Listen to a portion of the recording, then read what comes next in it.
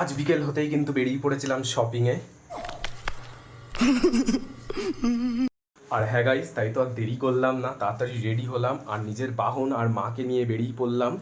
আর দেরি না করে চলে আসি প্রথম দোকানে শীতের জামা কাপড় ড্রাই ওয়াশ করাতে, কারণ যা গরম পড়েছে শীতের জামা কাপড় আর লাগবে না। তারপর চলে আসি এম বাজার মলে কিছু কেনাকাটি করতে, সেটা তোমাদেরকে পরে দেখাচ্ছি।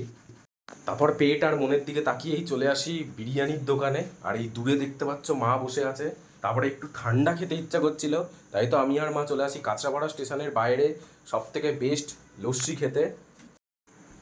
তাই নাকি? হ্যাঁ হ্যাঁ তাই, তোমরা ঠান্ডা দেখে অন্য কিছু ভেবো না। তারপর তো বাড়ি চলে আসলাম আর ভাবছিলাম এগুলো তোমাদেরকে দেখাবোই না, मैं नहीं दिखाऊंगा। কিন্তু তোমরা ছাড়া দেখাবোই বা কাকে বলো। আজকের কেনাকাটিটা কিন্তু বেসিক্যালি বাবার জন্যই ছিল, আর এটা ছিল আমার ভাগ্নির জন্য। আর তারপরে রাতের মেনু দিয়ে খাওয়া দাওয়া কমপ্লিট করে ভিডিও করে দিই এখানে এন্ড। দেখা হচ্ছে পরের ভিডিওতে। বাই।